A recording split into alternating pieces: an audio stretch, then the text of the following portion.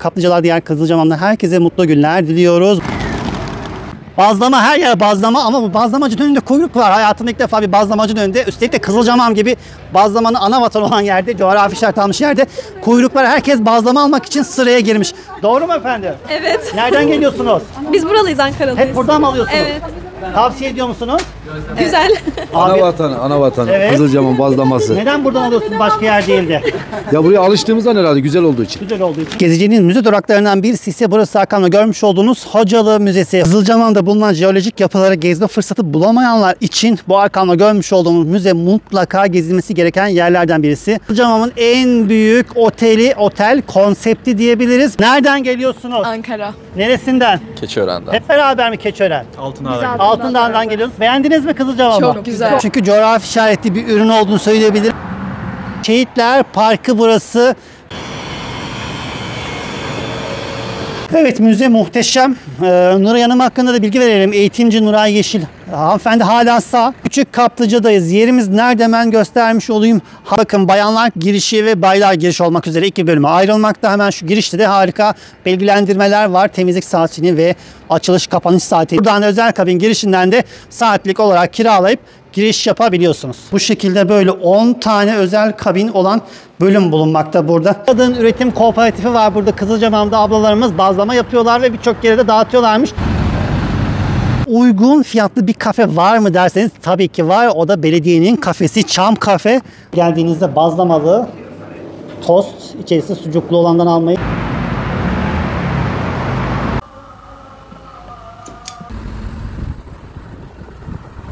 Maden suyunun fabrikasına özellikle gelmek istedik. İşte görmüş olduğunuz gibi Kızılcamam Çamlık Maden Suyunun Fabrikası, üretim yeri. T hamamı olarak geçmekte. Kızılcamam biraz dışında, o yüzden aracınızla gelmenizde fayda var. Keş yönüne giderken hemen bu arkamda görmüş olduğunuz bazalt sütunlara, jeolojik yapılardan. Bu yön Çerkeş'e giderken, Karagöl ise bu tarafta kalıyor. Şimdi Karagöl'e doğru ilerliyoruz. Kızılcamam'a geldiğinizde Karagöl'e uğramadan ayrılmayın.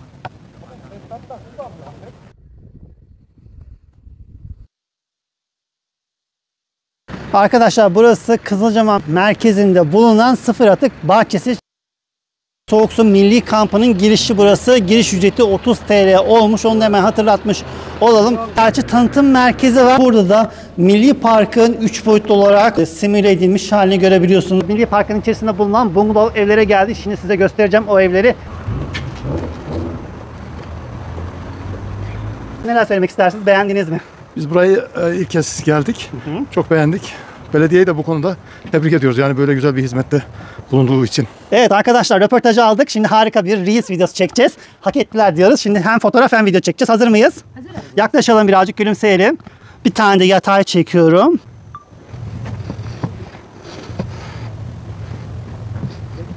El sallayalım kameraya. Hoş geldiniz. Burası Asmakan. Güzel değil mi? Nasıl buldunuz restoranı? Çok süper, çok 10 numara 5 yıldız. Yerimiz, tavsiye ederiz herkese. Arkadaşlar bakın, hemen parkın üst tarafında Atatürk Çamı bölümü var. Hemen burayı da sizlere göstermek istiyoruz. Hikayesi var, anlatıyorlar. Ben size özet geçeyim. Atatürk'ün yaslandığı ve fotoğrafını çektiği ağaç, bakın zamanındaki şu küçük ağaç. Bu görmüş olduğunuz ağaç. İnce bir çay ayarlayalım isterseniz camın önüne.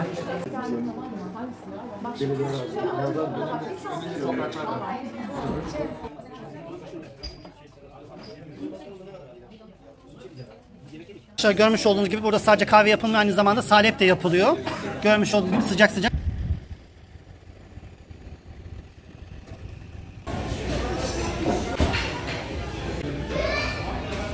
Bunlar da tatlı ve içecek çeşitleri.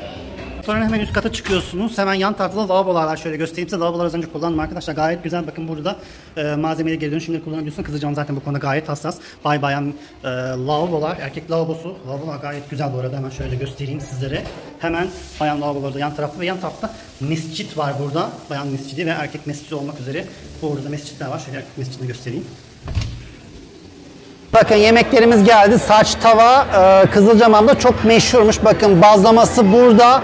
Ondan sonra mezeler geldi. Böyle göstereyim şunu. İster kaşıklı ister bu şekilde içebiliyorsunuz. Biz zeyk ayran istedik. Muhteşem sunum. Bayıldım. Köpüklü ve olmazsa olmaz mevsim salata. Bize afiyet olsun. Siz de geldiğinizde böyle nasıl yani 15 tane tatil hediyesi olarak Hediye olarak onları kaplıcaya getirdim. Kaplıcayı kapattım. Harika bir ödül. Evet. Bilgi vermeye devam ediyoruz. Belediye tarafından işletilen şu anda arkamda görmüş olduğunuz harika ışıklandırılmış otel Soğuk Su. Hemen de aynı zamanda Soğuk Su Milli Parkı'na giden yolun üzerinde bulunmakta, yürüme mesafesinde ortak olarak kullanabiliyordu aslında. Akşam 7'den sonra ise özel rezervasyona açılmış oluyor. Yani şöyle kez buraya koyuyor. Dinlenme alanları burası ve burayı da sürekli havalandırıyorlar. Kabinler de burası. Hemen içeri giriyoruz. Burası orta bölüm. Dinlenme şeyi, sauna kısmı gibi düşünebilirsiniz. Ve içeride de havuz var. Havuzun olduğu yerde burası. Okullar tatil oldu. Torunla kahvaltıya geldik. Çok beğendik. Özellikle doğayla iç içe, yeşilliğin yanında böyle güzel bir kahvaltı yapmaktan çok memnun kaldık. Tavsiye eder misiniz? Kesinlikle tavsiye ediyoruz. Arkadaşlar bakın bu görmüş olduğunuz su altın su olarak geçiyor. Bu bölgede zaten çıkan kaynak suyu.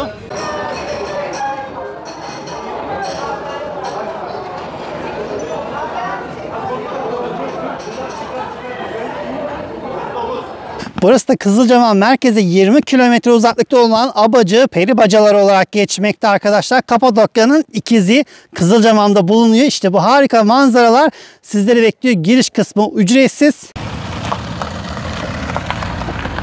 Kızılcahamam'ın Ağacın Köyü olarak geçiyor. Mahkeme Ağacın Köyü olarak geçiyor.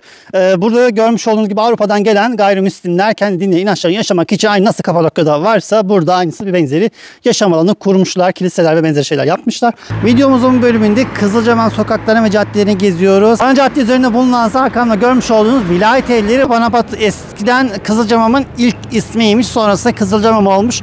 Yani bu şekilde fırınlar, taksi durakları ve benzeri İş yerleri isimleri karşılaşabilirsiniz. Hem bakın Kızılcahamam'da bakkaliyenin ismi bile Kaplıca. Evet bir totem daha gördük. Kaplıca yanıyor. Bakın burada da Kaplıca taksi durağı olarak geçiyor. Burada her şey Kaplıca ile başlıyor. Buraya Ego geliyor mu geliyor. 527 nolu Ego hattı Ankara'dan buraya kadar hareket ediyor. Makbul mağazasının hemen yan tarafında tarihi pideci var. Aydoğan Pide olarak geçiyor. 1963'ten beri olarak geçiyor. Aydoğan Pide 1963'ten beri hizmetinizde, ben ikinci kuşak. Bakın pidenin de tadına baktık. İkram etmeden göndermeyiz dediler. Sıcak sıcak şimdi tadına bakıyoruz. Afiyet olsun. Kızılcahamam'a geldiğinizde terlik almayı unutursanız bakın burada envai çeşit terlikler var. Gezenin terliklerini Kızılcahamam Çarşı olarak geçiyor burası. Buradan alabilirsiniz. Biz de buradan alışveriş yapmıştık geçen gün. Kızılcahamam'a geldiğinizde Yabanabat ismini çokça duyacaksınız. Ekmek fırını bile var. Eski ismi aslında Kızılcahamam'ın Yabanabat olarak geçiyor. Ve tabelalar da dikkatinizi çekecek. Hep hemen ana caddenin üzerindeki bütün tabelalar kahverengi. Şehir estetiğine uygun olması için yapılmış ve dizayn edilmiş. Bakın ekmek fırını da burası. Bunun da tabelası kahverengi.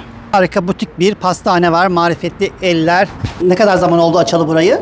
9 ay, 8 ay bitmek üzere. Yeni açmışsınız. Evet. Daha önce de evden mi yapıyordunuz? Evet, evden yapıyordum. Sonra eve sağmadık, dükkana taşıdık olayı. Ben Gratis'in alt tarafında PTT'nin şubesi var. Tabii ki önünde ağaçtan trenler var. 2 tane efor var Kızılcahamam'da. Aluç Dağı'nda duymuşsunuzdur. Ben daha önce duymuştum. Aluç Dağı sucukları da çok meşhurdur Kızılcahamam'a ait. Hediye almak isterseniz Aluç Dağı sucuklarından da alabilirsiniz. Fikir vermesi için onları da gösterelim size. Aluç Dağı sucuklarını biz daha önce sipariş vermiştik internetten. Facebook'tan vermiştik. Burada da geldiğimizde karşılaştık. Fiyatı ise 745 TL'ymiş. Sahibi vefat edince devretmişler ve Fethi Fırın olmuş. Şimdi herkes Fethi Fırında incek var diye söylüyorlar. Siz de geldiğinizde büyük ihtimal otobüse geliyorsanız Fethi Fırında incek var diyebilirsiniz.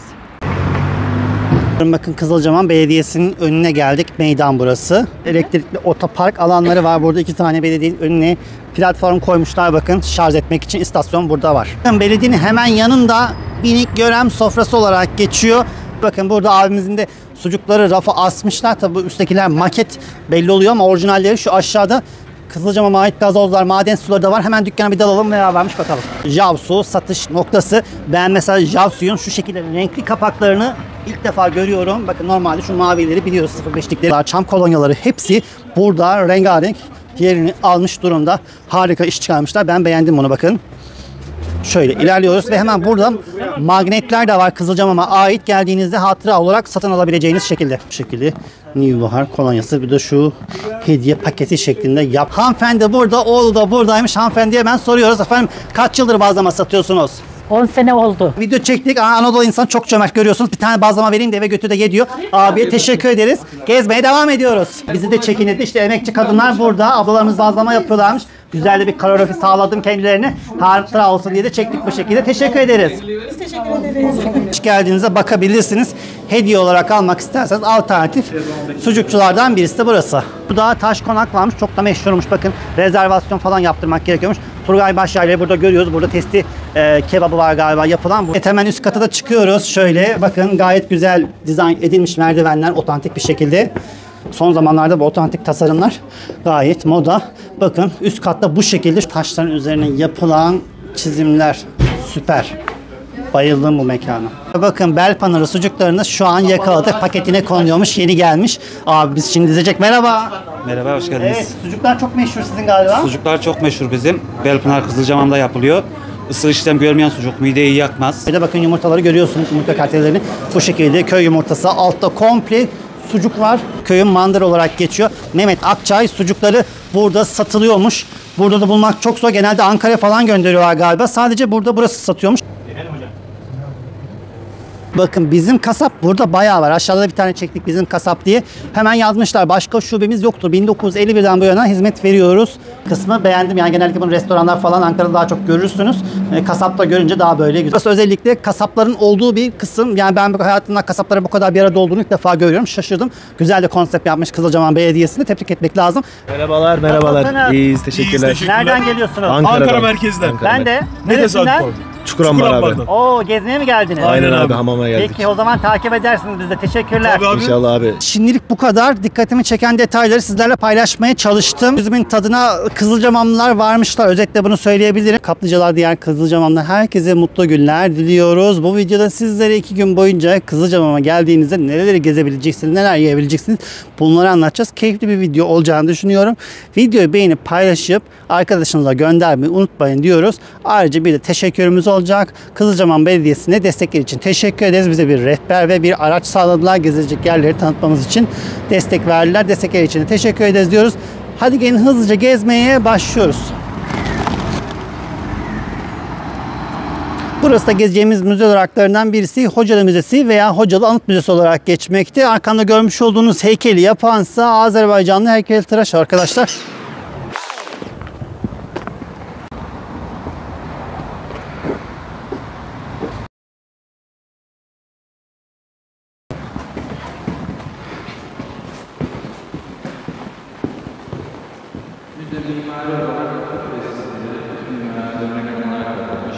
Yukarıda büyük bir Selçuklu yıldızımız mevcut. Ortada bir tören meşalemiz ve etrafta da gördüğünüz gibi Hocalı katliamını anlatan ve Azerbaycan'ın geçmişini anlatan broşürler ve belgeler mevcut.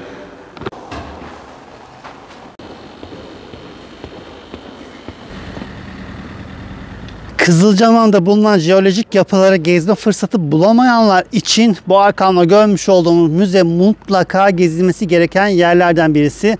İçeride harika eğitim alanları var. Şimdi size o eğitim alanlarını ve harika yapılan müzeyi göstermek istiyorum. Parmak ısırdım, gerçekten müthiş iş çıkartmışlar. Evet, müzeye bu şekilde hemen giriş sağlıyoruz. Hemen sol tarafta müzenin asıl amacını ve benzeri bütün açıklamalar burada yapılıyor. Birinci kat, ikinci kat, giriş kat şeklinde. Ben hemen size giriş katı göstermek istiyorum. Bakın, jeolojik yapılardan burası kemikli balık olarak geçiyor. Burada en çok beni etkileyen kısımlardan birisi bakın bu şekilde tek videoyla ve ses güzel bir çalışma yapmışlar. Gerçekten beğendim. Ve dönüyoruz burada da. Çocuklarınızı mutlaka getirmelisiniz veya içerisi oldukça sıcak. Mutlaka gezmenizi tavsiye ederim. Hemen buradan içeriye dönüyoruz. Bakın burada da inanılmaz bir güzel alan yapmışlar. Gördüğünüz gibi ben çok beğendim. Siz de düşünüyorsunuz bu alan için. Çocuklar ve anlatmak istediğiniz konular varsa bu şekilde doğayla ilgili çalışmalarda gayet güzel tasarlanmış ve dizayn edilmiş. Hemen bir üst katına çıkıyoruz. Bir üst katta ise yani ikinci katta ise konferans salonu ve benzeri şeyler varmış. Hemen burada görmüş olduğunuz gibi Kızılcahamam'a ait tek burada numaralandırılmış alanlar var. Ama ben size şimdi hızlıca şöyle göstermek istiyorum. İlerleyelim şöyle sağa doğru. Görmüş olduğunuz gibi burada kara akbaba, bu hala yaşıyormuş bu bölgede arkadaşlar. Az önce bilgilerini aldık. Bu da çıkan balık bu bölgeden. Bakın taşları bu şekilde koymuşlar. Şu an görüyorsunuz.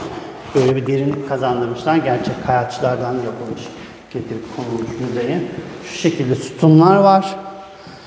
Şurası da imza köşesi. Çocuklarınız için geldiğinde işte çocuklar bayılır böyle şey. Tabii bir de buraya Karagöl'ü koymuşlar. Ama tabii gidip görmeniz gerekiyor Karagöl'ü. O yüzden fazla anlatmayacağım. Bizim dün gittiğimiz yerlerden birisi işte burasıydı. Mahkeme ağacının işte burada simüle etmişler. Şöyle geniş açıyla çekeyim daha net görün. Hemen yan tarafında Abacı, Peribacaları burayı görmüştük. Alicim Manastırı'na gitme fırsatımız olmamıştı. Dün burada maketini koymuşlar, simüle etmişler. Tabii ki bu sizin zamanınızla alakalı olan bir yer. Fikir vermesi için bu müzeyi mutlaka ziyaret edin. Burası da Kızılcahamam merkeze 20 kilometre uzaklıkta olan Abacı, Peribacaları olarak geçmekte arkadaşlar. Kapadokya'nın ikizi Kızılcahamam'da bulunuyor. İşte bu harika manzaralar sizleri bekliyor. Giriş kısmı ücretsiz. Aynı zamanda burası balıkçı kuşların gözlem noktası. Bakın şu an görmüş olduğunuz gibi seyir terasında görüyorsunuz. Burası Abacı köyünden ismini alıyor. Kızılcahamam'a geldiğinizde bu harika oluşumu, jeolojik alanı görmeden ayrılmayın diyoruz.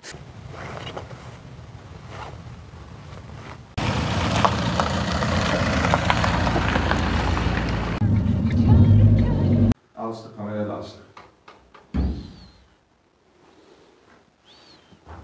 Evet arkadaşlar bakın yukarıda cami var.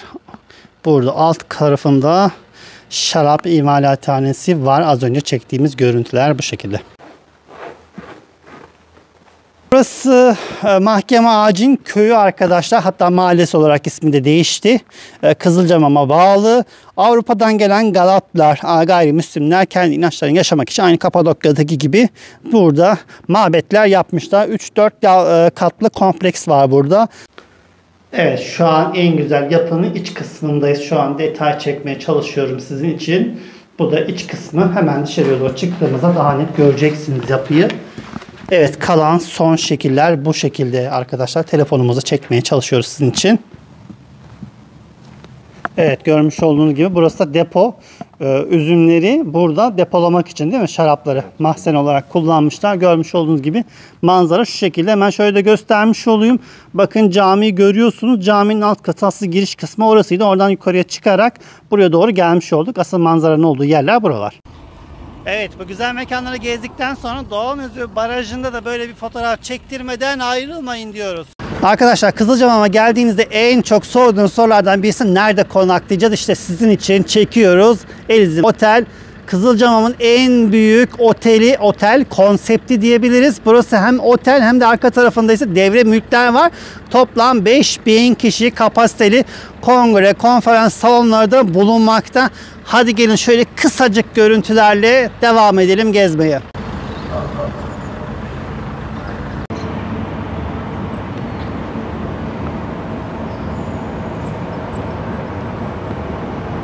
Arkadaşlar bakın otelde kimleri yakaladık? Ankara'dan gelen misafirleri yakaladık. Şöyle bir el sallayalım arkadaşlar kameraya. Nereden geliyorsunuz? Ankara. Neresinden? Keçiören'den. Hep beraber mi Keçiören? Altındağ'dan geliyorsunuz. Beğendiniz mi Kızılcahamam'ı? Çok güzel. Kaç gün kaldınız burada? Yeni mi geldiniz? Yeni geldik, dün geldik. Dün geldiniz. Kaç gün planladınız? Pazar geri döneceğiz. Pazar günü geri döneceksiniz. Beğendiniz. Tavsiye ediyor musunuz? Çok tavsiye ediyorum. Hamama girdiniz mi? Girdik. Terlediniz mi? Evet. El sallayalım kameraya. Arkadaşlar görmüş olduğunuz gibi aşağıda Eliz Otel vardı. Az yukarıya çıktık. Bakın devre mülklerinin olduğu yer burası. Ama ben size burayı bunun için değil, hemen şöyle Kızılcahamam manzarası için göstermek istiyorum. Şöyle görmüş olduğunuz gibi tepeden panoramik olarak Kızılcahamam manzarası bu şekilde. Şehir merkezi şu görmüş olduğunuz alana doğru daha da yaygın şöyle yakından bir görüntü alalım sizin için. Kızılcahamam'ın her zaman önünden geçenler bu arkamda görmüş olduğum Kızılcahamam bazlamasını görürler. Çünkü coğrafi işaretli bir ürün olduğunu söyleyebilirim. Ankaralılar Kızılcahamam deyincekin Kızılcahamam maden suyunu ve aynı zamanda bazlamasının çok meşhur olduğunu herkes bilir. Biz de şimdi hatıra fotoğrafımızı ve videomuzu çekmek için geldik buraya. Siz de geldiğinizde buraya fotoğraf ve video çektirmeden ayrılmayın diyoruz. Arkadaşlar geldiğinizde Kızılcahamam'da nereleri gezeceğiz diyorsunuz. En çok gezilmesi gereken ve fotoğraf çekilmesi gereken yerlerden birisi. Şehitler Parkı burası. Çok merkezi bir nokta. Hemen yukarısında gördüğünüz gibi müze var ama şimdi Şehitler Parkı'nın önemli bir özelliği var. Türkiye'deki şehitlerimize ait ağaçlardan bulunan künyeler burada. Ve hemen burada da hangi ilden geldiyse, hangi ilçenizden geldiyse oranın toprağından getirip 81 ilin toprağı da burada bulunmakta. Hemen şu tarafa doğru döndüğümüzde ise hamam var. Belediyenin yapmış olduğu en büyük Selçuklu mimarisi yapılan harika bir hamam var. Yazı açılacakmış, onu da söylemiş olalım. Hemen burada da çeşme var. Şehitler Çeşmesi olarak geçiyor. Geldiğinizde bu mekanlara ayrılmadan, birkaç fotoğraf çektirmeden ayrılmayın diyoruz. Şimdi sizi detay görüntülerle baş başa bırakıyoruz.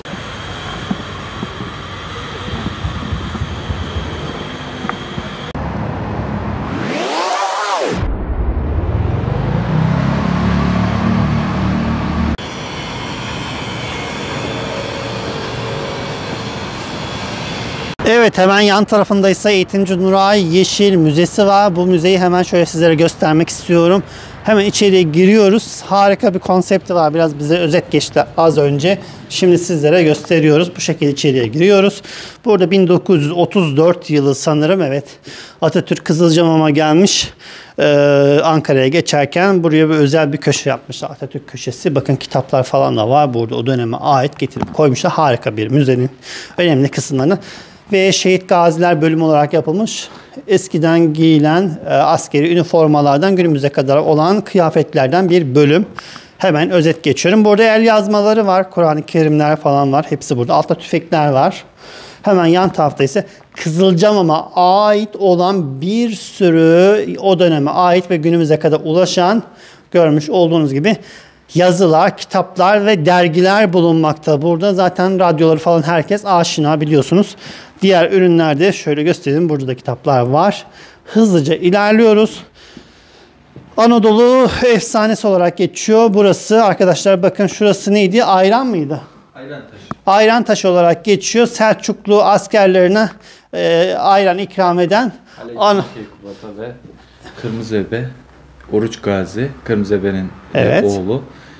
Kırmızıebe'mizde Alaaddin Keykubat ve ordusuna ayran taşında ayran ikram ederken ki bir görsel. Görsel olarak bu şekilde sunulmuş.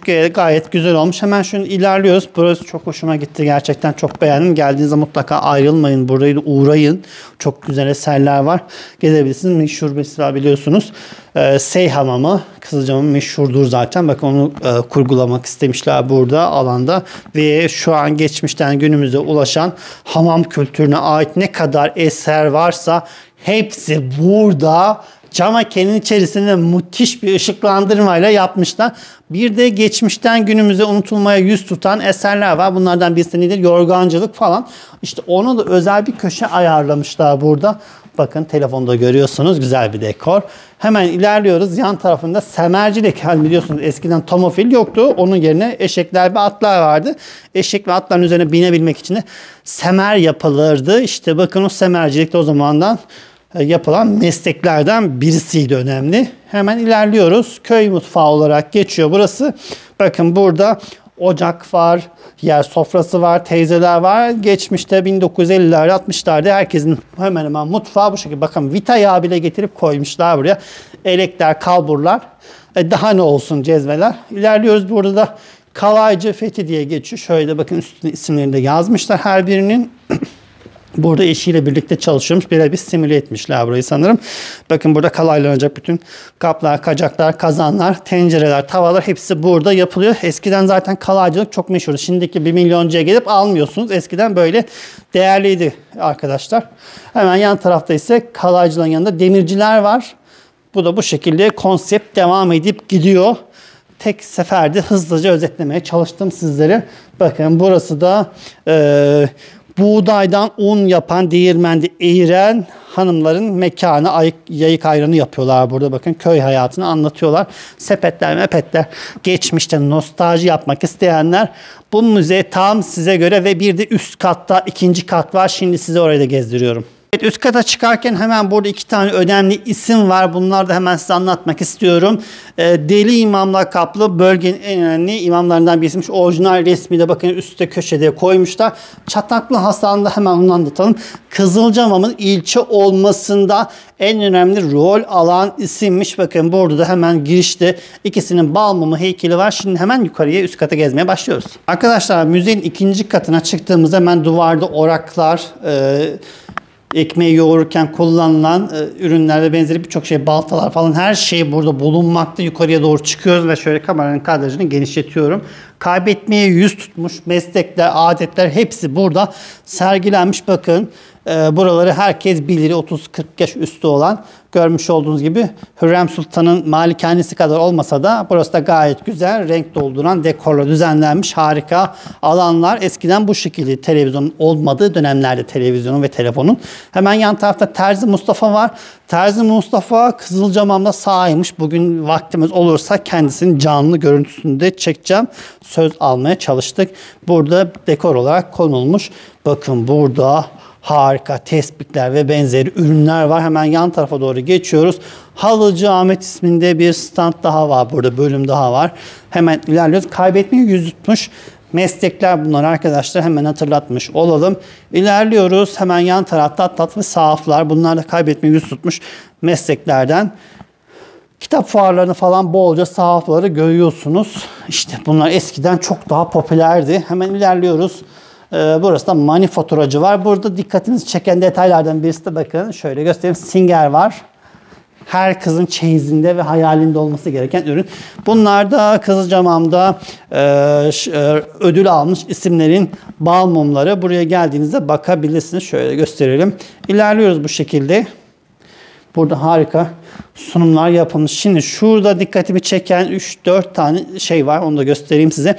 Kızılcahamam'a hizmet etmiş, yapmış oldukları binaları gösteren eserler var. Bakın burada Hüseyin Kızılırmak'ın yapmış olduğu lise var. Elinde resmini koymuşlar. Burada bu şekilde gitmiş. Ayşe Bezci olarak geçiyor. Salih Bezci tarafından. Ve Ahmet Öztekin isminde devlet hastanesi var. Burada bu şekilde yapılmış eserler. Şöyle hemen ilerliyoruz. Bakın burada bir şey daha göstereceğim. Paralar, paralar, paralar. Her yerde paralar var burada. Görmüş olduğunuz gibi konsepte çok güzel yapmışlar. Kağıt ve demir paralar güzelce dekore edilmiş ve konulmuş. Geldiğinizde bakabilirsiniz.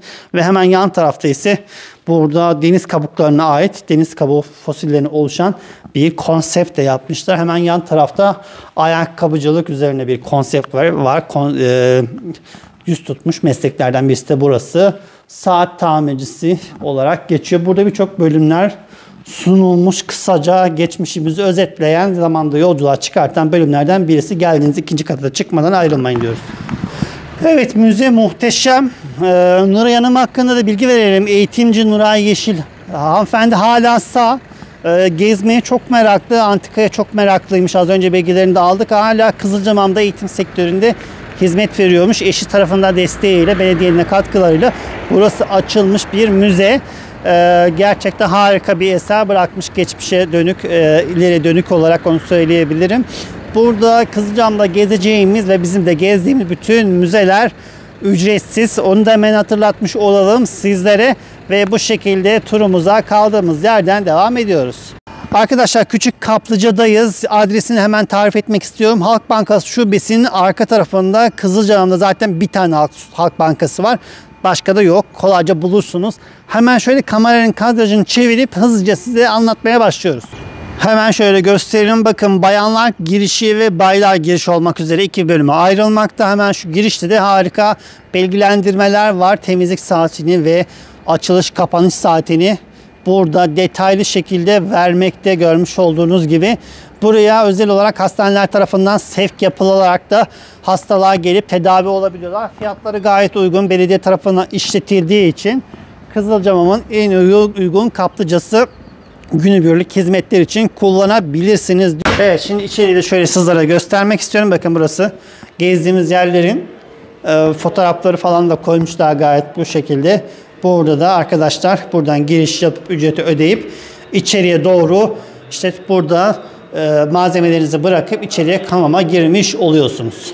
En çok sorduğunuz şeylerden birisi de özel kabin girişi var mı? Tabii ki var. Bakın bayanlar girişi, baylar girişi ve özel kabin girişi de burası. Buradan özel kabin girişinden de saatlik olarak kiralayıp giriş yapabiliyorsunuz. Ben gösteririz. Bakın sizin için özel olarak da izin aldık. Özel kabin girişleri bu şekilde 1,5 saatlik seanslar şeklinde başlıyor. Burada terlikler, askınızı, kıyafetinizi asabileceğiniz alanlar bulunmakta. Burada dinlenebileceğiniz bölümler bulunmakta ve içerisi de bu şekilde arkadaşlar. Geldiğinizde bu şekilde özel hizmet alabilirsiniz. 500 TL'ymiş 1,5 saati. Bizim çektiğimiz yer bu taraftaydı. Bu şekilde böyle 10 tane özel kabin olan bölüm bulunmakta. Burada istediğinize geçebilirsiniz. Kızılcahamam Hakim Evi'nin tam karşısında bulunan kadın üretim kooperatifi var. Burada Kızılcahamam'da ablalarımız bazlama yapıyorlar ve birçok yere de dağıtıyorlarmış. Burayı da gelip çekin dediler. Geldik. Merhaba, nasılsınız? İyiyiz. Hoş geldiniz. Hoş bulduk. Kaç yıldır bu işi yapıyorsunuz? Biz buraya 5 sene falan oldu işte. 5 Yapalı, yıldır evet, açılalı 5 ve yıldır, kooperatiftesiniz. Nasıl yapılıyor? Bazlamanın özelliği nedir? Birazcık anlatabilir misiniz? Burası tescilli ürünümüz bazlama. Meşhurdur Kızılcahamam Coğrafi bazlaması. işaretli, Coğrafi evet. işaretli, evet. İşte bazlamacılar yapıyorlar. Bir çuval maya, bir çuvala bir maya koyuyorlar. Yunuruyorlar. Güzelce pişiriyorlar. Tabii ki eller de çok marifetli kendi şeylerinden. Mayalanarak yapılıyor. Evet, mayalanıyor. Kaç saat mayalanması gerekiyor bazlamanın? Hamurunun? Şimdi biz şeyde mayalamıyoruz. Pastalara yaptıktan sonra mayalanıyor. Güzel. Zaten mayalandığı da belli oluyor. Hemen hemen kaç dakika sürüyor? 2 saat dinleniliyor. 2 saat dinleniyor. 2 saat dinleniyor. Sonra da üretilmeye başlıyor. Evet. İçeriği de şöyle gösterelim. Hem konuşalım hem gösterelim. Evet, içeriye de giriyoruz. Bakın karşı tarafta Hakim Evi'nde görüyorsunuz. Bakın burada hem satış yapılıyor. Burada normal bazlamanın haricinde bu neydi? Onlar kül çöreklerimiz. Kül çöreği var. Evet, güzel gömme ince derler. ekmekler var. Ve meşhur bazlamalar da burada. vardır. Bu şekilde paketlenmiş. 5'li paketleniyor galiba. 4'lü, 5'li, isteğe göre 3'lü, 2'li yapıyoruz yani kaç tane isterlerse. Şu an dinlendiriliyor değil mi? Pişmiş evet, şekilde. Evet, burada soğutuyoruz. Soğutmadan koyarsak hamur olur. Güzel. 5'li paketi kaça satıyorsunuz veya kaç liradan satılıyor şu an piyasada? Yenile. Tanesi 20 lira, 5 tanesi 100 lira. 100 lirada ama bundan çok güzel tost oluyor değil mi? Evet, tost, pizza. Kaşarlı tost süper oluyor. Pizza da mı oluyor? yapıyorlar. 2'ye bölüyorlar. Televizyonda çıktılar. Üstünü Kaşar de peyniri, koyuyorlar. sucuk. Yok, 2'ye bölüyorlar böyle ortasından. 2 tane İçine pizza de yapıyorlar. 2 tane olur. Bir üstünden bir altından güzelce. Bak ben onu kaşarını koy, sucuğunu koy güzelce. Tost daha Pizzaya. kolayımıza gelir. Pizza da mantıklı. Aynen. Pizzanın altının tabanı gibi yani. Pasta tabanı gibi düşünün. Evet, çok güzel oluyor. Çok beğeniyorlar. Evet, Pizzayı da Kızılcahamam tereyağlı, arkadaşlar bu peynirli. şekilde yapılıyor. Üretimde içeride yapılıyor. Hemen şöyle burada da kolonyaları falan da var. Kızılcahamam'a Evet. ait bakın kışburnu çiçeği kolonyası falan var. Üretmişler. Kozalağı biliyorsunuz zaten. Burası da kendi şeylerimiz, ürünlerimiz. Hanımlar tek tek ayrı ayrı yaparlar. Reçeller, kozalak şeyleri. Kar kolonya hepsi var Evet. burada. Kolonyamız da göstereyim. kendi şeyimiz, patentimiz. Eriştelerimiz, tarhanalarımız. Turşularımız. İnternetten sipariş veriyorlar mı? Yapıyorlar. Veriyorlar, biraz bazlama uzun şey olduğu için pek fazla bazlama gönderemiyoruz. Bozulma uzun ihtimali yola karşı. bozulma şeyine göre. Erişte falan olduğu zaman rahatlıkla gönderebiliyoruz siparişleri.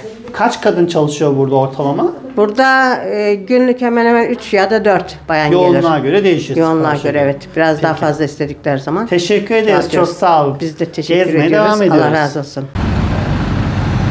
Bakın burası da Kızılcahamam Kaymakamlığı. Tam adres olaraksa görmüş olduğunuz gibi sabah videomuzun başladığı yerdeki olan parkın karşısında kalıyor. Peki Kızılcahamam'da uygun fiyatlı bir kafe var mı derseniz tabii ki var. O da belediyenin kafesi Çam Kafe. Kızılcahamam Belediyesi tarafından işletilmekte. Yeri nerede diye soracak olursanız gayet kolay. Hemen şöyle çeviriyorum kameramın kadrajını. Belpınar'ı görmüşsünüzdür zaten, şurada yöresel ürünler var. Onun olduğu bölümde. Bakın burası böyle kafe. Alt tarafta da belediye bulunmakta.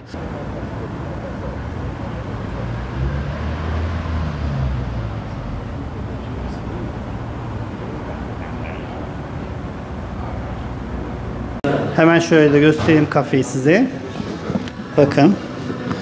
Her türlü ürün bulunmakta. Kızılcahamam olduğu için tabii ki Kızılcahamam maden suları. Burada çaylar var burada. Çay, kahve, her türlü ürün bu servis ediliyor. Simitler var. Tatlılar bulunmakta. Bakın şu an diğer siparişlerde geçti. Burada da tatlı kategorisi var. Geldiğinizde burada dinlenip soluklanabilirsiniz. Tatlılardan hangisi çok tutuyor diye. Şu an burası boş. Öğleden sonra da olacak. Yani çünkü ürünler bittiği için yenileniyor, öğleden sonra bittikçe geliyor. Burada en çok hangi ürünü satıyorsunuz? En çok satılan ürünlerimizden bir tanesi Magnolia tatlımız. Güzel. Altında profiterol tatlımız, yanında Malaga tatlımız ve üstünde tiramisu. En çok bu Sütlaç falan da var burada, yapıyorsunuz. Güzel. Hemen şöyle göstereyim. Çay da burada var. Sürekli çay da var. İlerliyoruz ve burada kahve falan da var galiba, değil mi? Her çeşit kahvemiz, sıcak çikolatamız, salebimiz hepsi mevcuttur. Aklınıza gelebilecek her Semaverde çayımız da vardır. İkram alabiliyorsunuz, bu şekilde bakabiliyorsunuz. Teşekkürler. Çam Kafe'ye geldiğinizde bazlamalı tost içerisi sucuklu olandan almayı söylemeyi unutmayın diyoruz. Hemen şimdi size gösterelim yakından. Bakın tam bu şekilde geliyor. Patates kızartması, yanında garnitürü falan da oluyor. Yanında da çay veriyorlar. Hemen şöyle göstereyim. Sucuk da çok meşhur burada arkadaşlar. Bu şekilde tostumuz gelmiş oluyor. Afiyetle yiyoruz.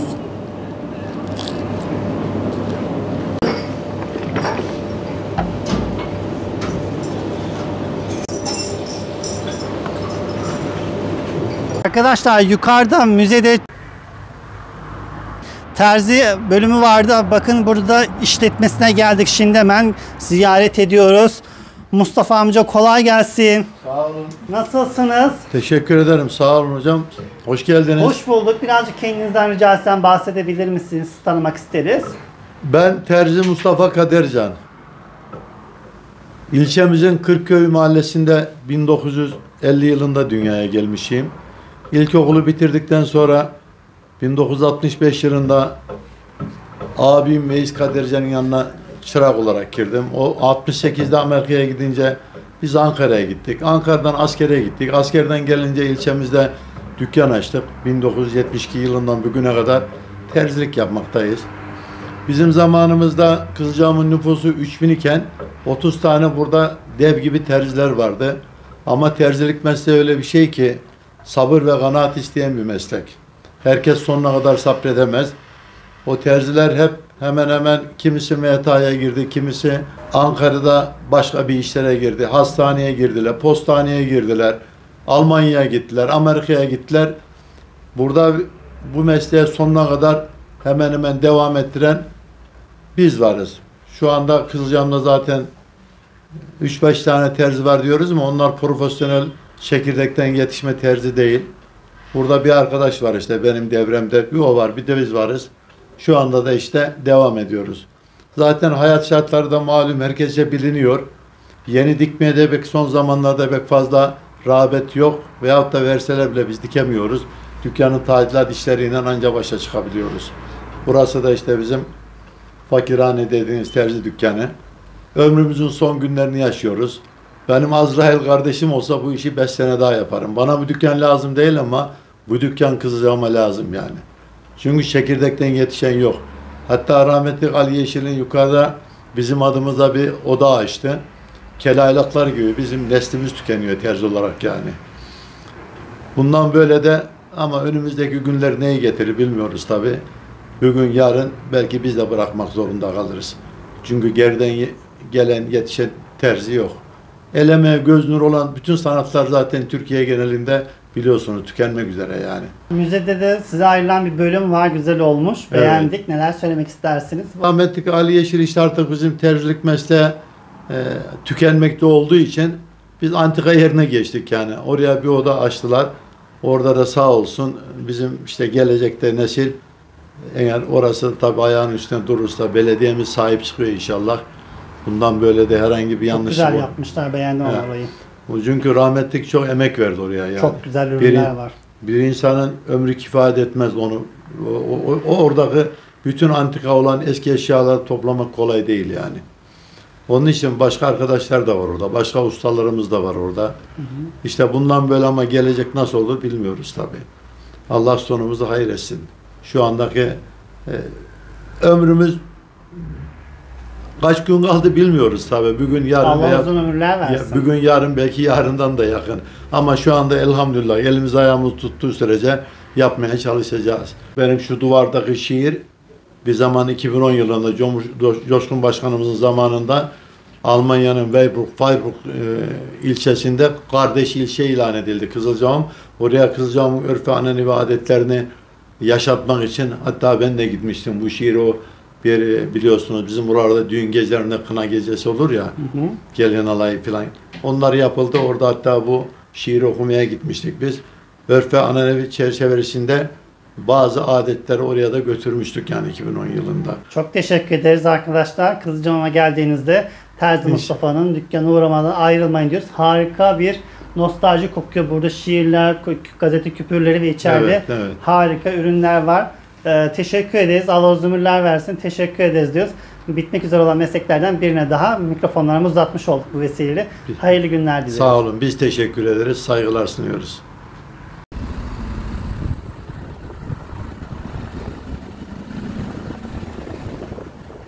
Ta Kızılcahamam'ın maden suyunun fabrikasına özellikle gelmek istedik. İşte görmüş olduğunuz gibi Kızılcahamam Çamlık maden suyunun fabrikası, üretim yeri. Kaynağı 750-800 metre yakınlığında olduğu söyleniyor. 1957 yılından itibaren faaliyette olan bu fabrika Canerler Grup tarafından işletilmekte. Görmüş olduğunuz gibi 7-8 çeşitli ürünleri bulunmakta. Ankara geneli her yerde şu an raflarda satışa sunulmuş durumda diyoruz. Kaldığımız yerden gezmeye devam ediyoruz.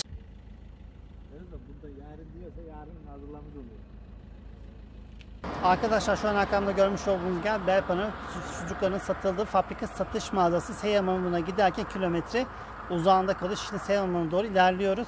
Belpınar sucuklarından da hediyelik almayı unutmayın. Arkadaşlar Kızılcahamam gezme duraklarımızdan bir tane diğer alternatifi Seyhanhamam olarak geçmekte. Kızılcahamam biraz dışında, o yüzden aracınızla gelmenizde fayda var. Oldukça farklı bir özelliği var, onu da söylemiş olayım. Büyük İskender de buraya uğramış, tarihi isimlerden birisi. Doğru değil mi? Büyük İskender dedi. Evet, doğru diyorlar. Hemen spoiler'da aldık arka planı. Diğer hamamlardan bunun farkı şu: diğer hamamlar kaynağından suyu alıp hamamın olduğu yere getirirken buradaki hamamın suyu ise tamam kaynağın tam altının üzerine konulmuş havuz. O yüzden kaynağa çok yakın olduğunu söyleyebiliriz. Şimdi içerideki havuz görüntüleri sizlere baş başa bırakıyoruz. Evet, merak edenler için, sizler için ücret kısmını da çekiyorum. Açılış kapanış saatlerini de şöyle görebilirsiniz. Aynı zamanda kadınlar girişi ve erkekler girişi olmak üzere iki bölüm. Görmüş olduğumuz su gideri de burası. Yani kaynağından çıkıp bu şekilde tahliye olup gidiyor. Yani kaynağın uzak değil. 3 tane gider var. Diğer giderler de yan tarafta. İşte havuzun iç kısmı da burası. Bu şekilde görüntü alıyoruz. Çok dumanlı ve buharlı olduğu için ancak bu kadar çekebiliyoruz. Şimdi hamamın hemen dinlenme kısmını da göstermiş olan burası nedir Mustafa, hemen anlatalım. Burası biraz önce görmüş olduğunuz havuzdan gelen suların tahliye edilip geçtiği alan. Dışarıda da gördüğünüz dışarı çıkışı. Su devamlı burada akar vaziyette bulunur. Yani tahliye sıcak su devamlı tahliye olur. Evet, güzel. Esprisi bu şekilde. Burada dinlenme kısımları arkadaşlar, dinlenip içeriye geçiyorlar. Havuz bu şekilde. Bakın şöyle de bölümler var. Yazılarda asmışlar. Burası dinlenme kısmı. İşte şimdi size Seyhanhamam'ın dışından görüntülerini hemen şöyle göstermiş olayım. Görmüş olduğunuz gibi bakın burada birçok oteller falan da var. Şurada görmüş olduğunuz cami ise tarihi ahşap camilerden minaresini görüyorsunuz. Gayet güzel bir ortam.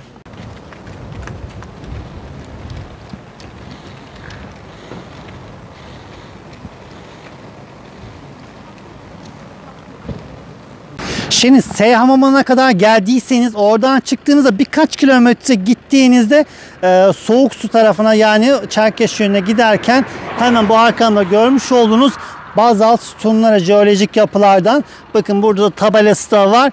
Bunların önüne de dikkatlice bakabilirsiniz. Altıgen formda olduğunu da hemen hatırlatmış olalım.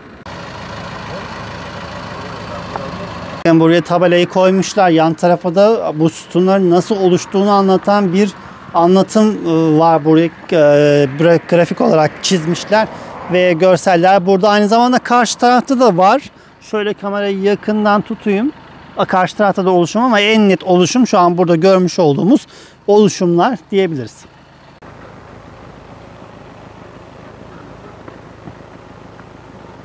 Bu yön Çerkeş'e giderken, Karagöl ise bu tarafta kalıyor. Şimdi Karagöl'e doğru ilerliyoruz.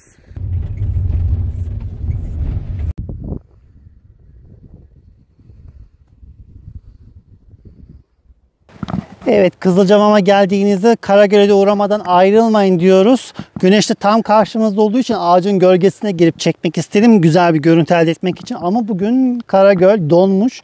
Normalde yazın geldiğinizde veya kar yağdığında geldiğinizde eğer göl donmazsa etrafı bembeyaz, gölse simsiyah olduğunu ve çok güzel bir manzarası olduğunu söylüyor. Arkadaşlar size şimdi kısaca görüntüleri baş başa bırakacağım ama buraya kamp yapmak için gelenler de var, yukarıya kamplar yapanlar da var, onlar da gelmiş. Yani Karagöl şu an bile hala ziyaretçi çekmeye devam ediyor. Arkadaşlar burası Kızılcamam Belediyesi'nin merkezinde bulunan sıfır atık bahçesi. Çevre ve Şehircilik Bakanlığı'nın desteği ve katkısıyla yapılmış. Az önce gezdim. Şimdi size de gezdireceğim. İnanamayacaksınız. Şu Avrupa'daki plastikleri toplayıp kutuya atıp puan topluyorlar da işte uygulama burada var. Hemen kamerayı çevirelim ve gösterelim. Burası bir komple bir tema. Sıfır atık bahçesi olarak geçiyor. İçeride neler var? Buradan giriyorsunuz. Hızlıca gezmeye başlıyoruz. Bakın amca da gelmiş şimdi. Bak açılış kapanış saatleri var. Sıfır atık kabul alanı burada. Bu saatlerde vatandaşlar geliyor. Az önce teyze var. Şimdi beyefendi var. Bak maden sularının şişeleri falan hepsini buraya atıyor. Ve şurada da puanlar birikmeye başlıyor. Bakın 12 oldu. 13 oldu. Bak bakiye yetersiz diyor. Şimdi bir tane daha atacak. Hop 13 oldu. Bunlar burada puanlar birikiyor. Biriken puanları hemen şöyle gösterelim. Fiş veya kartları varmış belediyenin. O karta yükleniyor puanlar. Puanlarla burada alışveriş yapılıyor. Ama şurada çocuk oyun alanları var. İlk önce bir onu göstereyim. Çocuklar için aktivite de yapılabiliyormuş burada. Güzel geri dönüşümü anlatmak amacıyla şöyle şuradan göstereyim. Fazla içe girmeye gerek yok. Burada 3 farklı bölüm var. Hemen yan tarafta da takas dükkanı var. Bu takas dükkanında esprisi şu. Gelen puanlar, bak teyzemiz az önce buradaydı, buraya gelmiş. Buradaki puanlarla bu gıdalardan her şeyi alabiliyorsunuz. Puanınız neye yetiyorsa deterjan bile alabiliyorsunuz, oyuncak bile alabiliyorsunuz. Teyzemiz de gidiyor. Hemen şöyle geçelim. Yan tarafta ise kafe var. Kafeden de alışveriş yapabiliyorsunuz. Çay kahve içebiliyorsunuz. Veya şöyle söyleyelim. Bu sıfır atık dükkanlar haricinde Kızılcamam içerisinde birçok satış noktasında geçerli marketlerde, oralarda da bu ürünlerin ücretini kullanabiliyorsunuz. Arkadaşlar görmüş olduğunuz gibi tekrardan Kızılcamam merkeze geldik. Soğuk Su Otel Belediye'nin oteli hemen az aşağımızda. Şimdi yukarı doğru gideceğiz. Soğuk Su girişi burası. Giriş ücreti 30 TL olmuş. Onu da hemen hatırlatmış olalım. Soğuk Su Milli Parkı'na geldik. Aşağıdan yukarı doğru yürüyoruz. Hemen burada ziyaretçi tanıtım merkezi var. Şimdi içeriye hızlıca giriş yapıyoruz ve burada bizi hemen karşılayan ziyaretçi defteri var. Beğenenler buraya yorumlarını yapabiliyorlar. Evet. Ve burada da Milli Park'ın 3 boyutlu olarak simüle edilmiş halini görebiliyorsunuz. Burada ekranlar var. Şimdi burada ise hayvanlar var. Az önce aldığımız bilgileri hemen söyleyeyim sizlere. Buradaki hayvanlar hiçbirisi buraya konmak için öldürülmemiş. Öyle ele geçirilmiş veya avlanmış hayvanlardan, ele geçirilen hayvanlardan alınıp buraya müzeye konulmuş. Doğada bulunan hayvanlar. Bunları da burada şekilde geldiğinizde bakabilirsiniz. Bakın şu kartal, akbabayı görüyorsunuz. Geyik de var burada. Geyik de harika, boynuzları şahane. Ördekler de var burada. Ve güvercinler falan. Keklikler de var burada. Geldiğinizde bakabilirsiniz. Gayet güzel bir tanıtım alanı olmuş. Hemen şimdi gezimize kaldığımız yerden çıkış kısmına devam ediyoruz. Milli Park'ın içerisinde bulunan bungalov evlere geldi. Şimdi size göstereceğim o evleri.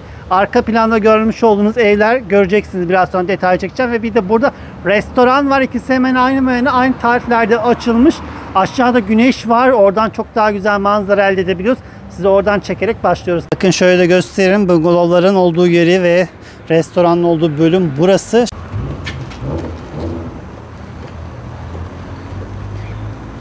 Arkadaşlar bakın bungalov evleri gezmeye devam ediyoruz. Bakın bizim gibi ziyaretçiler de gelmişler kontrol etmek için, incelemek için. Efendim hoş geldiniz. Hoş bulduk. Ben tutuyorum mikrofonu. Neler söylemek istersiniz? Beğendiniz mi? Biz burayı ilk kez geldik. Çok beğendik. Belediyeyi de bu konuda tebrik ediyoruz. Yani böyle güzel bir hizmette bulunduğu için. Ankara için büyük bir şans görüyorum ben. Gayet güzel, beğendiniz. Çok beğendik. Nereden geliyorsunuz? Ya biz Ankara merkezden geliyoruz. Güzel. Ankara merkezden geliyoruz. Öyle Soğuk Su Milli Parkı'na gelmişken yol üzerinde buraya da uğrayalım dedik. Sağ olsun Hasan Bey Bize bu bungalov evlerden bahsetti. Onun için görmek istedik. Kalmayı düşünüyor musunuz? Kesinlikle. Eşim falan çok. Nereden duydunuz peki bungalov evleri? Yani bugün öğrendik. Bugün öğrendiniz, daha haberiniz yoktu. Yok haberimiz yoktu. Tavsiye eder misiniz? Kesinlikle tavsiye ediyorum. Peki, çok teşekkür ederiz. Biz teşekkür ederiz. Böyle büyük güzel hizmetler için de tebrik ediyorum ben. Evet arkadaşlar, röportajı aldık. Şimdi harika bir Reels videosu çekeceğiz. Hak ettiler diyoruz. Şimdi hem fotoğraf hem video çekeceğiz. Hazır mıyız? Hazırız. Yaklaşalım, birazcık gülümseyelim. Elleri cepten çıkartalım. Evet, gülümseyin. Bir tane de yatay çekiyorum. Bir de video çekeyim de dersiniz, hikayelerde paylaşırsınız. Evet, kımıldamayın.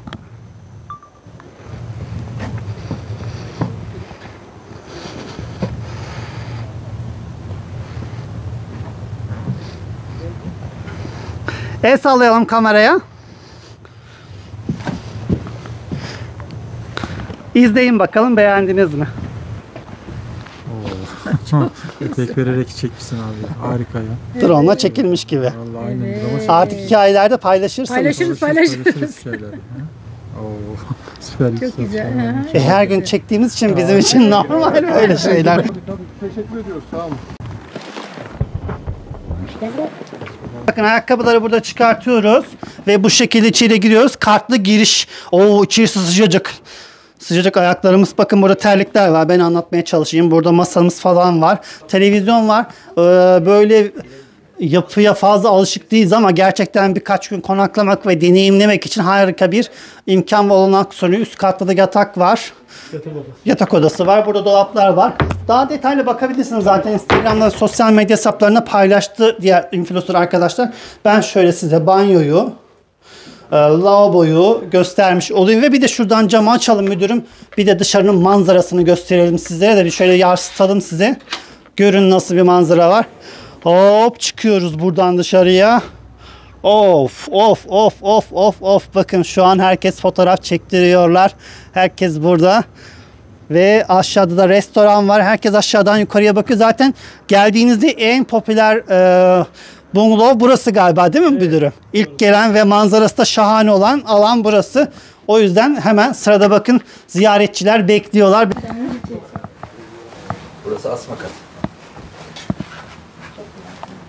Güzel değil mi? Evet. Müdürüm, bu nereden ısınıyor? Ya alttan ısıtması mı var? Yerden ısıtması var, güzel. Yok. Bakın burada oturulan yer yatak oluyormuş, çekiliyor çekyat şeklinde. Bu da zaten masa, sihirli masa diye geçiyor galiba. Açılınca kocaman masa oluyor. Az önce biz baktık, bayıldık, güzeldi gerçekten. Şöyle çıkın. Ayaklarınızda rahat olun. A1 mi diye geçiyor? Evet abi. Burada mini barda açılan ürünler var, bakın Kızılcamam'a ait. Bunlar da ikrammış, fiyata dahilmiş. Su da dahil değil mi efendim? Su, gazoz. Hepsi dahil oluyor. Maden suyu fiyata dahil. Bunlar da mı ücretsiz? Evet. Buradakiler de ikram. Yani her şey full fiyat. Süper. Müdürüm, hayırlı olsun. Harika bir konsept yapmışsınız. Burada arka planda yatan tema, fikir nedir? Biraz bilgi alabilir miyiz? Ziyaretçiler en çok sizlere neler soruyor gelenler? Öncelikle hoş geldiniz ilçemize. Kızılcahamam Belediyesi İşletmeler Müdürlüğü olarak 9 adet bungalovu artı 1 adet restoranımızı burada işletmekteyiz. Tamamen belediye olarak işletiyoruz. Burada da bungalov içerisinde alt katta çek yatımız var. 2 kişilik. Üst katta da yatak odamız var. Yine o da 2 kişilik. Fiyatlarımızda 2 kişi 0-6 yaş çocuk ücretsiz. Diğer türlü sağladığımız imkanlar ise minibarın içerisindeki Kızılcahamam'da üretilen içeceklerimizi ücretsiz veriyoruz. Su da dahil arkadaşlar. Su, maden suyu ve gazozumuz. Bunlar ilçemize has üretilen içecek grubudur. Bu içeceklerimizi de misafirlerimize ikram ediyoruz. Yine ikramlarımızın arasında sabah kahvaltısı var restoranımızda. Restoranımızdaki sabah kahvaltısı 40 çeşitten oluşuyor. Seçmeli kahvaltı. İsrafı engellemek için bizim verdiğimiz değil, sizin seçtiğiniz konsepti uyguluyoruz. 40 çeşidin içerisinden 20 adet seçmeli kahvaltı veriyoruz. Bu da ücretimize dahil. Güzel, teşekkür ederiz. İlgi nasıl? Ziyaretçiler ne soruyorlar en çok sizlere? Ziyaretçiler adedinin daha fazla olmasını talep ediyorlar. Yetersiz. Evet, 9 adet. Şu an ilk etabı 9 adet. İnşallah daha ilerleyen zamanlarda sayımızı arttıracağız. Peki çok teşekkür ederiz. Rica ederim. Efendim hoş geldiniz. Hoş bulduk. Teşekkür ederim. Nasıl buldunuz restoranı? Çok süper. Çok 10 numara 5 yıldız. Yerimiz tavsiye ederiz herkese. Nereden duydunuz? Nereden duyduk? Sanal alemden duyduk böyle. İnternetten evet.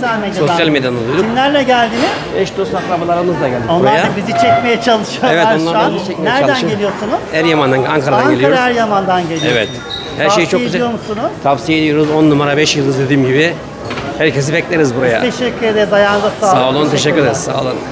Bungalow evlerin hemen üst tarafında yürüme mesafesinde Atatürk ağacı bulunmakta. Biz tabii ki araçla geldik buraya. Hemen gösterelim. Belediye burayı çok güzel restore etmiş. Harika da bir Atatürk'ün konuşması var. Bu cennet yurt köşesinde mutlusunuz. Kızılcamamlar demiş 1934'te buraya geldiğinde ve yaslandığı bir ağaç var. Fotoğrafı da vardı. Aşağıda müzede göstermiştik sizlere. O ağaç da burada koruma altına alınmış. Şimdi size orayı da gösterelim. Az yukarıda bulunan bir sahne alanı düzenlenmiş. 1934'te gelmişti 16 Temmuz'da. Kızılcamamlar da bunu unutmamak ve hatırlatmak için her yıl 16 Temmuz'da burada coşkulu bir kutlama yapıyorlar. Görmüş olduğunuz gibi harika bir sahne de var burada. Aynı zamanda başka etkinlikler de düzenlenmiş oluyor. Şimdi Atatürk'ün yaslandığı ağacı sizlere göstermek istiyoruz.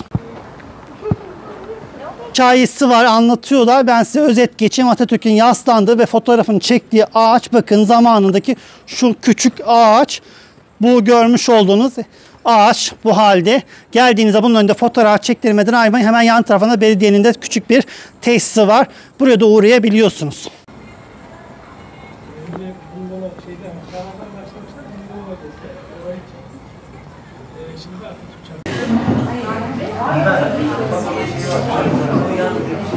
Arkadaşlar Atatürk ağacının olduğu yerde hemen kafe var demiştik. Böyle harika, otantik bir şekilde yapmışlar. Çok da beğendim. İçeri atmosfer şahane. Buraya geldiğinizde mutlaka oturup bir kahve, bir çay içmeden ayrılmayın. İnce belli çay ayarlayalım isterseniz camın önüne.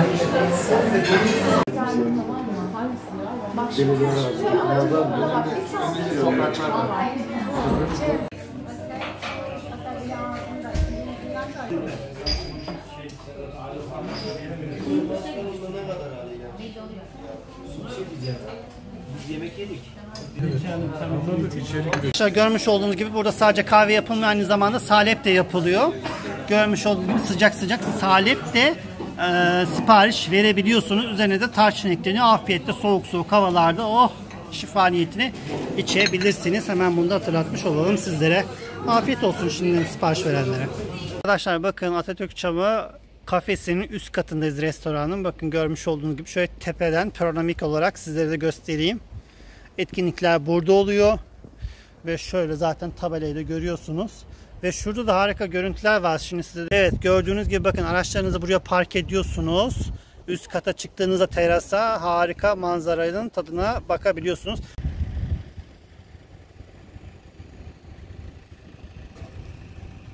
Sonra hemen üst kata çıkıyorsunuz. Hemen yan tarafta da lavabolar var. Şöyle göstereyim size. Lavaboları az önce kullandım arkadaşlar. Gayet güzel. Bakın burada malzemeleri geri dönüşümleri kullanabiliyorsunuz. Kızılcamam zaten bu konuda gayet hassas. Bayan lavabolar, erkek lavabosu. Lavabolar gayet güzel bu arada. Hemen şöyle göstereyim sizlere. Hemen bayan lavaboları da yan tarafta ve yan tarafta mescit var burada. Bayan mescidi ve erkek mescidi olmak üzere burada da mescitler var. Şöyle erkek mescidini göstereyim. İşte bu şekilde. Gayet güzel. Arkadaşlar bakın size merak edenler için restoranın fiyatlarını da şöyle göstermiş olayım. Bunlar da tatlı ve içecek çeşitleri arka kısma eklemişler. Arkalı önlü bir menü var. Arkadaşlar bakın yemeklerimiz geldi. Saç tava Kızılcamam'da çok meşhurmuş. Bakın bazlaması burada. Ondan sonra mezeler geldi. Şu cacık sanırım. Bakın şöyle de göstereyim şunu. İster kaşıklı ister bu şekilde içebiliyorsunuz. Biz zeyk ayran istedik. Muhteşem sunum. Bayıldım. Köpüklü ve olmazsa olmaz mevsim salata. Bize afiyet olsun. Siz de geldiğinizde böyle menüler söylemeyi unutmayın. Arkadaşlar bakın, ben bunu cacık zannetmiştim ama bir de baktım ki bu meğer bildiğimiz yazın yapılan soğuk çorbalardan birisi. Bu da ikramlar arasındaymış. Atıştır.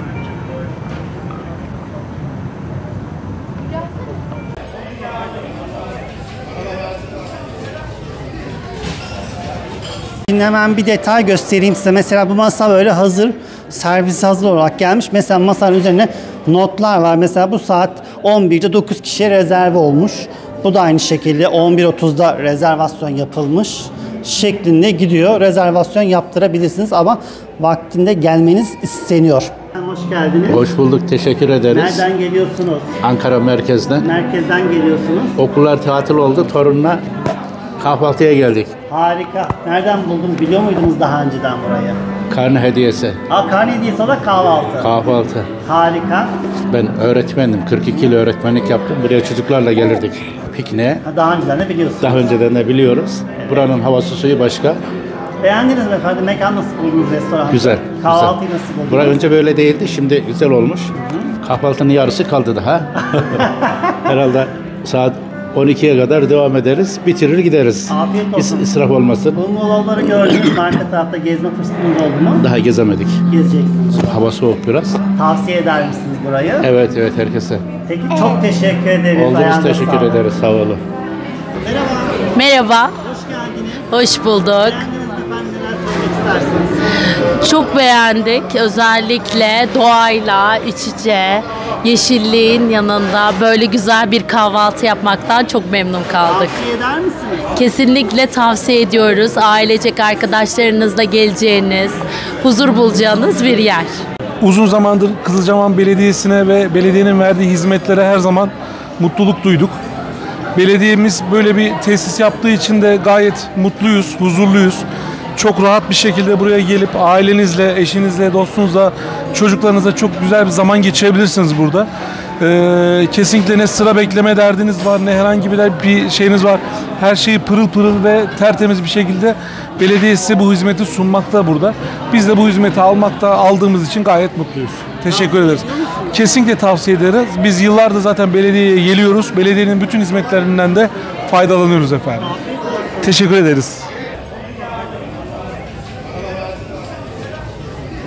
Arkadaşlar bakın, bu görmüş olduğunuz su altın su olarak geçiyor. Bu bölgede zaten çıkan kaynak suyu ve burada geldiğinizde kahvaltının yanında bu sudan da ikram edilip tadına biraz sonra bakacağız.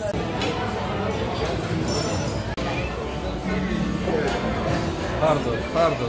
Evet, soğuk su restoranta geldiğinizde kahvaltı menüsü sipariş etmek istediğinizde yapmanız gereken böyle bir menü veriyorlar elimize.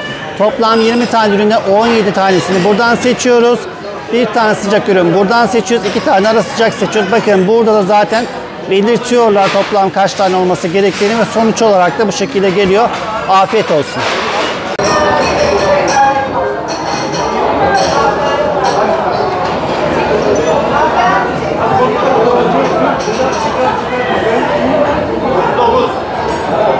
Evet, masayı da göstereyim bu şekilde. Bana afiyet olsun, geldiğinizde size de afiyet olsun diyoruz. Kaldığımız yerden devam ediyoruz.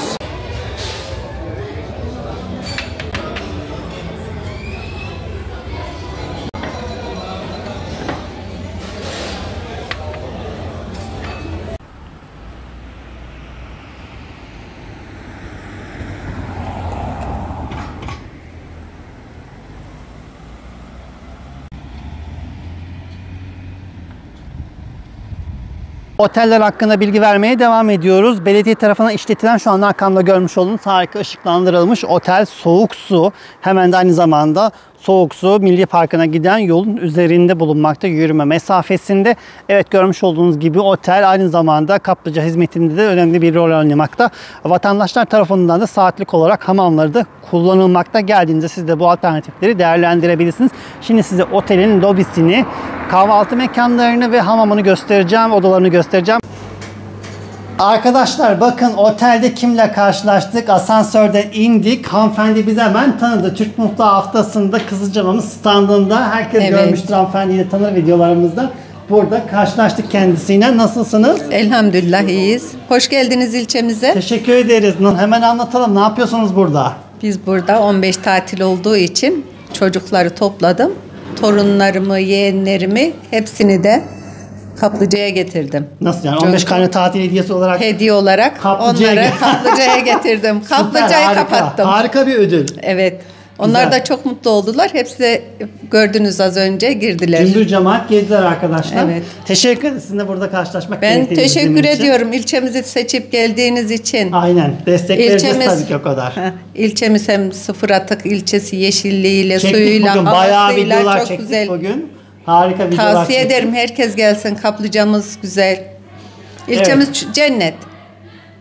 Aynen çok teşekkür ederim. Ben teşekkür ederim. Hemen kaldığımız yerden devam ediyoruz. Arkadaşlar bakın hamamı şimdi sizin için hızlıca çekmeye başlıyorum. Hemen geliyoruz. Burada bayanlar hamamını örnek olarak gösteriyorum. Bakın iniş çıkış saatleri falan yazıyor burada. Hemen içeri giriyoruz.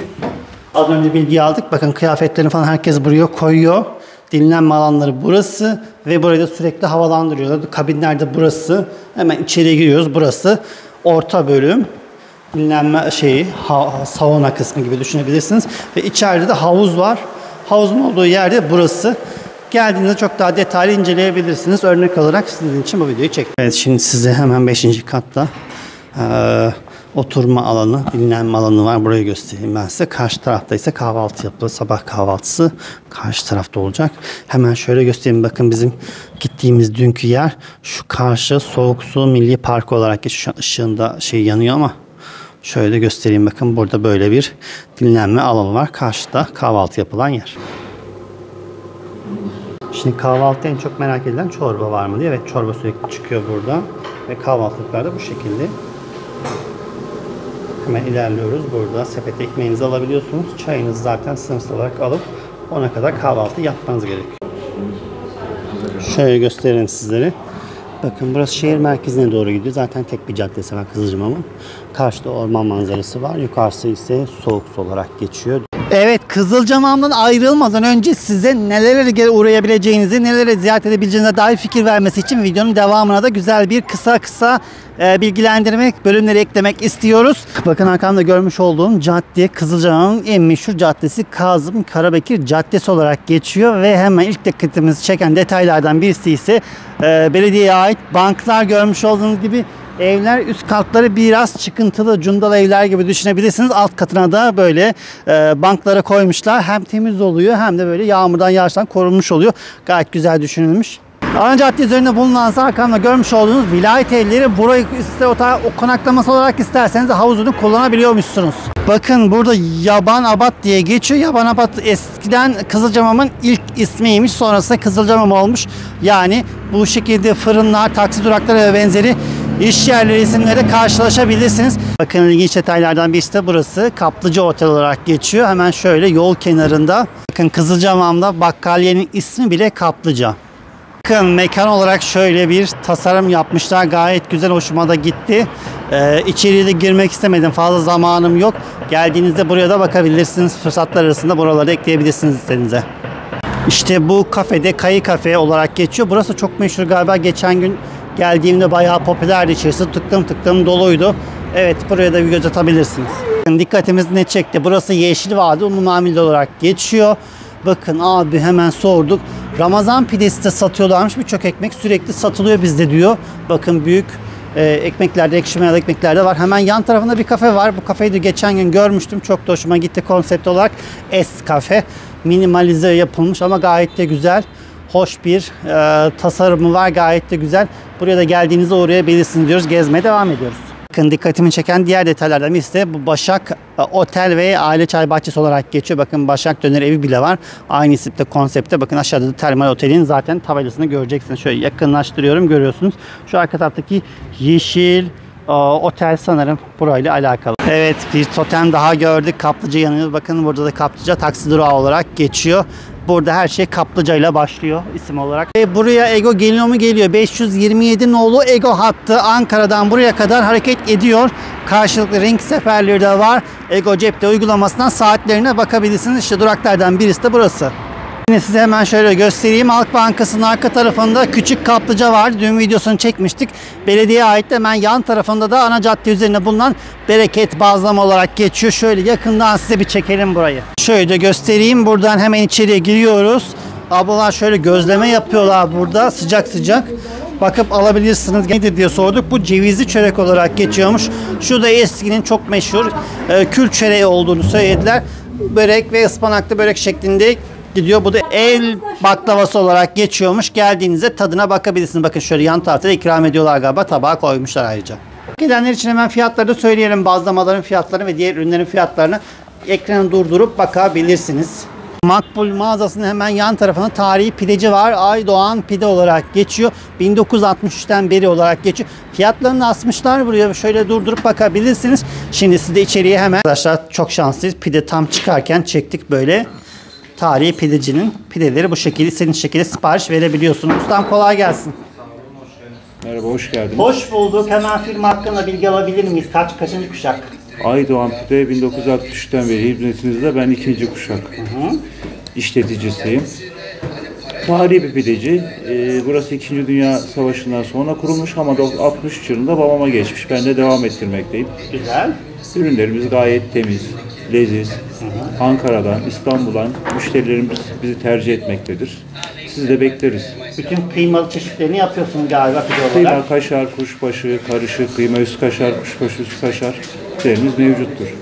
Teşekkür ederiz. Bakın arkadaşlar burada fırın var. Üst katta da mekan şahane. Bir de yukarıyı şöyle göstereyim sizlere. Geldiğinizde yukarıda da yiyebiliyorsunuz. Bakın güzel, otantik bir ortam. Gayet de güzel dizayn etmişler. Böyle buraya gelip fotoğrafınızı da çektirmeden ayrılmayın diyoruz.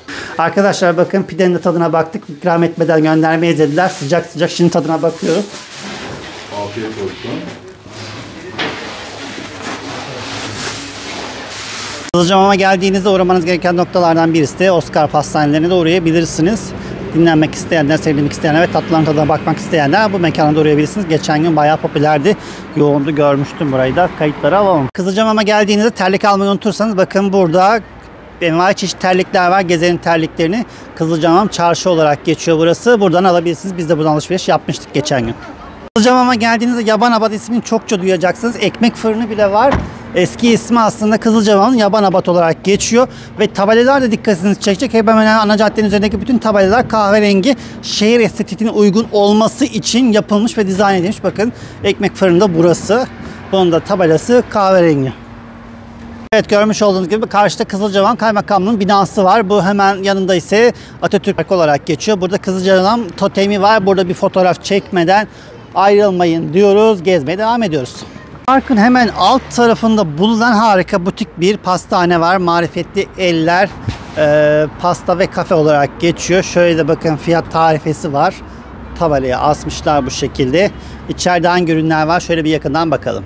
İçeriye girdik arkadaşlar. Bakın burada çay var. Koymuşlar, demlemişler. Hanımefendi de burada. Merhaba. Merhaba, hoş geldiniz. Nasılsınız? Teşekkürler siz. Hemen işletme hakkında bilgi alalım sizden. Tabii. Ne kadar zaman oldu açalı burayı? 9 ay, 8 ay bitmek üzere. Yeni açmışsınız. Evet. Daha önce de evden mi yapıyordunuz? Evet, evden yapıyordum. Sonra eve sığamadık, dükkana taşıdık olayı. Güzel, tavsiye üzerine açtınız. Evet. Nasıl gidiyor? İyi Allah'a şükür. Kışın tabii ki çok az da olsa bir durgunluğu var ama şu anda iyi. Hangi tatlılar çok satıyor? Hangi tatlılar? Ibiza, ekler. Aslında yaptığımız tatlıların hepsi gayet güzel satılıyor. Şekerpare, kurabiye çeşitleri. Reçel de yapmışsınız. Tabii ki çikolatalı, triliçe, Dubai. Buradaki yapılan her şey ev dolma ürünü. sarması var, her şey var. Bakın Evet. burada da tatlılarımız var, diğerleri. Evet, ziyaretçiler neler soruyor en çok sizlere, müşteriler? Malzemenin kaliteli olup olmadığını tabii ki. Geri dönüşler nasıl? Geri dönüşlerde hiçbir sıkıntı yok. Çünkü tereyağlı ve kaliteli malzeme kullanıyoruz. Ev yapımı olduğu için evet, tabii ki, fabrikasyon olmadığından dolayı. Peki teşekkür ederiz. Bol ben kazançlar teşekkür ederim. Çok sağ olun. Kızılcamam ne kadar gelişmiş falan diye sorarsanız hemen söylüyorum. Bakın Gratis bile gelmiş buraya. Gratis'in bile mağazası var. O kadar gelişmiş. Ben Gratis'in alt tarafında PTT'nin şubesi var. Tabii ki önünde ağaçtan trenler var. Bu da bayağı eskimiş ama güzel bir konsept olmuş. Devam ediyoruz gezmeye. 2 tane efor var Kızılcamam'da. Aluç Dağı'nda duymuşsunuzdur. Ben daha önce duymuştum. Aluç Dağı sucukları da çok meşhurdur Kızılcamam'a ait. Şimdi burada mağazada size onu göstereceğim. Hediye almak isterseniz Aluç Dağı sucuklarından da alabilirsiniz. Fikir vermesi için onları da gösterelim size. Evet, içeride bulduk arkadaşlar Aluşu Dağı sucuklarını. Biz daha önce sipariş vermiştik internetten, Instagram, Facebook'tan vermiştik. Burada da geldiğimizde karşılaştık. Fiyatı ise 745 TL'ymiş. Sipariş vermek veya hediye olarak almak isterseniz termale geldiğinizde bu marka güvenilir markalardan birisi. İsmini fazla bilmeseniz de Kızılcamam'da üretim yapmakta. Bakın Boş'un hemen alt tarafında bulunan Terzi Mustafa var. Yukarıda müzede de ona ayrılan bir bölüm vardı. Mustafa amcayla dün de röportaj yapmıştık. Bunu da bir detay olarak ekleyelim. Şöyle otobüslerle geldim ben dün Kızılcamam'a. 527 beyaz otobüsler veyahut da Öge'nin otobüsleri var. Belirli saatlerde kalkıyor. Bunlar daha fazla sefer düzenliyor. Ve tam burada inmiştik. Fetis Fırın diye geçiyor. Fethi Fırın daha öncesinde Sabır Market'miş. Sabır Market sabır denilecek var diyorlarmış. Orası kapanmış. Sahibi vefat edince devretmişler ve Fethi Fırın olmuş. Şimdi herkes Fethi Fırın'da incek var diye söylüyorlar. Siz de geldiğinizde büyük ihtimal otobüse geliyorsanız Fethi Fırın'da incek var diyebilirsiniz. Hemen girişte kısmet bazlama gözleme olarak geçiyor. Devasa bir fırın var. Hemen burada size gösterelim. 1956'dan bu yana faaliyet gösteriyormuş. Bakın görmüş olduğunuz gibi Kızılcamam'ın kolonyalarıyla da burada karşılaşmış olduk. Şöyle göstereyim. Normal ekmekler var. Hemen tabii ki meşhur bazlaması coğrafi işaretli ürün olan bazlamalar da burada. Yanında ise diğer ürünlerde satılmakta. Size videoyu ta Soğuk Su Otel'den çekerek başladık çekmeye. Şimdi şehir merkezinin alt tarafına kadar indik. Köprünün olduğu yere kadar. Şimdi şehir merkezinin ortasına tekrar gideceğiz. Kaymakamlığın olduğu yere. Oradan da bir arka caddesi var. Orası manzara gezilecek yerler. Orayı size göstermek istiyorum. Çünkü orada kasaplara ait çarşı var. Dün gezme fırsatımız olmuştu ama video sonu bugün çekmeye gidiyoruz. O yüzden çok da hoşuma gitti. Birçok orada hediyelik alabileceğiniz mekanlar var. Hadi gelin hızlıca orayı da gezelim sizinle. Karşıda görüyorsunuz. Tabelalara dikkatlice bakarsanız bütün tabelalar aynı. Fontta ve pontoda yazılmış. Kahverengi şekilde oluşmuş. İşte bu şekilde buna özen gösteriyor. Bakın burada da bütün cadde boyunca bu şekilde devam ediyor. Güzel bir çalışma olmuş. Bakın Kızılcamam Belediyesi'nin önüne geldik. Meydan burası. Şöyle hemen belediyeyi de gösterdikten sonra karşı tarafta tabii ki avukatlık büroları boy boy açılmış. Bunları görebiliriz. Bakın buralarda caddenin bütün tamamı gayet güzel dizayn edilmiş. Şimdi şurada ileriden girmeye başlıyoruz.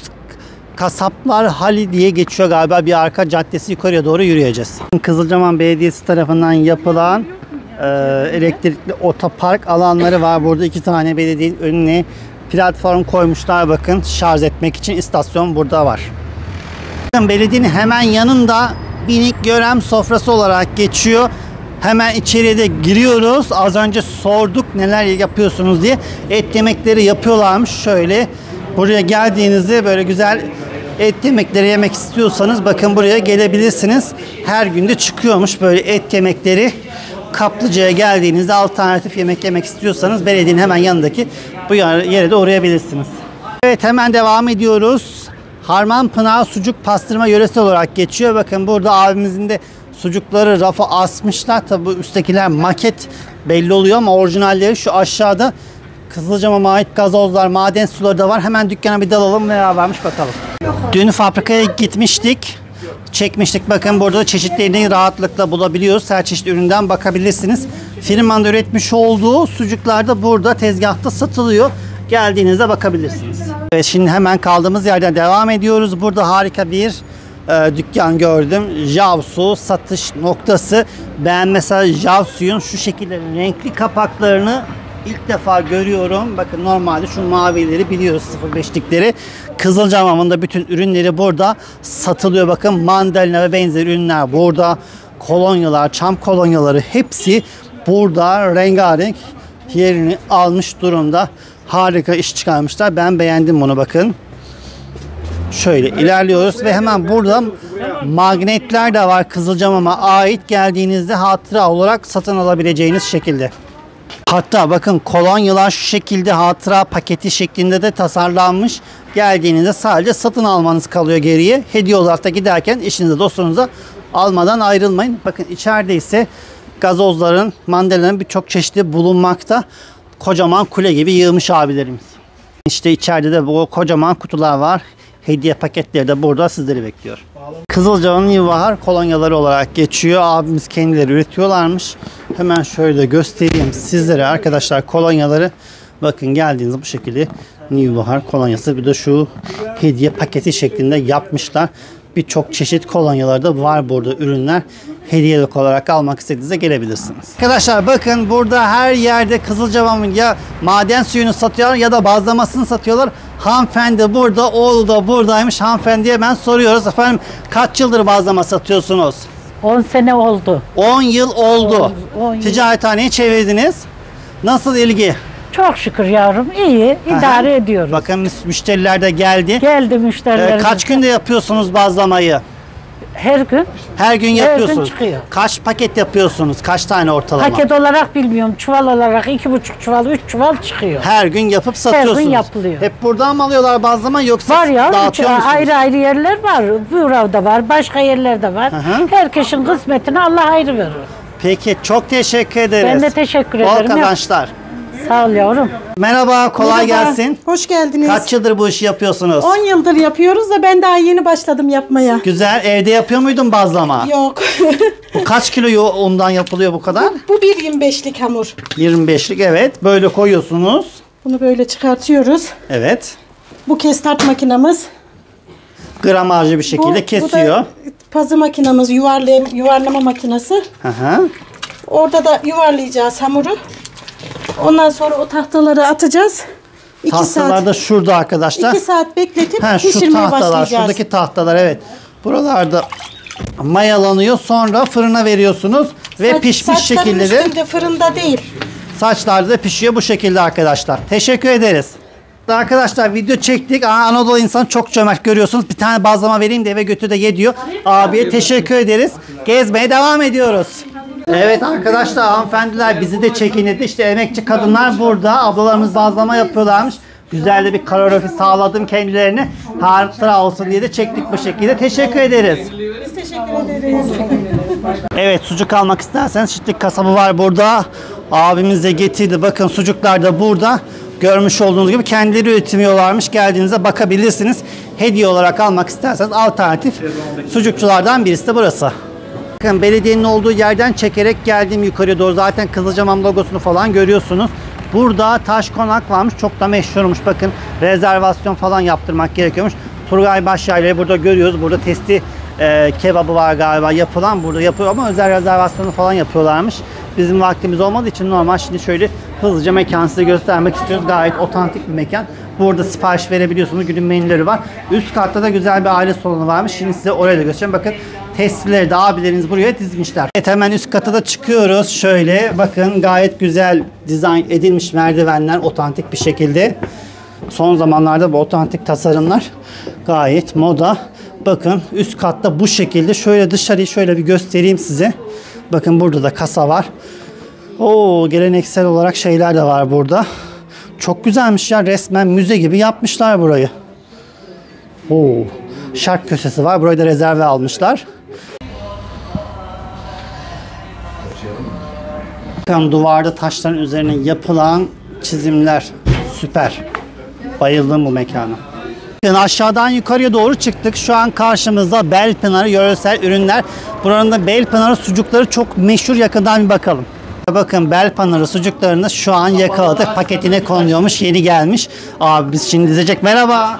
Merhaba, hoş geldiniz. Evet, sucuklar çok meşhur sizin galiba. Sucuklar çok meşhur bizim. Belpınar Kızılcahamam'da yapılıyor. Isı işlem görmeyen sucuk mideyi yakmaz. Pastırma, kavurma, salam, sosis. Her şeyiniz var sizin burada. Aynen, köy tavuğu hepsi var. Manda yoğurdunuz da var Manda galiba, yoğurdu, koyun yoğurdu. Ne kadar manda yoğurdu şu an burada? Kilosu 180 lira. Güzel. Fiyat uygun. Onun haricinde sucuk 650 lira. Kilo fiyatı. Kilo fiyatı. Onun haricinde bir de kendi Belpınar köyünde yapılan göce tarhanamız var. Tarhananız Yarmadan. var. Birçok ürün getirmişsiniz, yapmışsınız. Evet. Siz bu işi çözmüşsünüz Alpanak. Aynen öyle. Çeşitli internetten satış yapıyorlar arkadaşlar. Oradan sipariş verebiliyorsunuz. Abi kolay gelsin. Sağ olun, teşekkür ederim. İyi günler.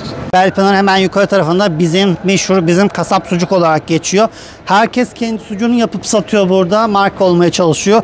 Hemen bir tanesini size daha gösterelim. Şimdi kasabın içerisine girdik ama gayet premium bir ortam sağlamışlar içeride. Bakın yumurtaları görüyorsunuz, yumurta kartelerini bu şekilde. Köy yumurtası, altta komple sucuk var. Bu tarafta da bir vitrin hazırlamışlar, sunmuşlar. Bakın sucuklar burada, altta pastırma, altta da tereyağı var. Bakın müşteriler de burada takır takır alıyor. Geldiğinizde buralardan da sipariş verip alabilirsiniz. Belpınarı'nın tam çaprazında kalıyor burası. Köyün mandıra olarak geçiyor. Mehmet Akçay sucukları burada satılıyormuş. Burada da bulmak çok zor. Genelde Ankara falan gönderiyorlar galiba. Sadece burada burası satıyormuş. Ablamız da gayet güzel anlatıyor. Teşekkür ederiz. Hemen gösterelim şöyle efendim sucukları. Kızılcahamam sucuğumuz %100 dana etinden. İçinde kimyasal koruyucu hiçbir şey yok. Güvenle tüketebilirler. Ne kadar kilo fiyatı? 625. 600 lira. Peki kaç yıldır bu işi yapıyorsunuz? Ben 15-20 yıldır buradayım. Buradasınız, Buradayım. sabit yeriniz. Sizin mekanı çok beğendim. Gayet güzel. Hoş. Ürünlerim güzeldir, peynir çeşitlerim. Çeşitli her şey var burada hediyelik olarak. Aynen, keçi peynirim var, inek sütünden, yağlı peynirlerim, kızartmalık peynirim, köy kaşarlarım.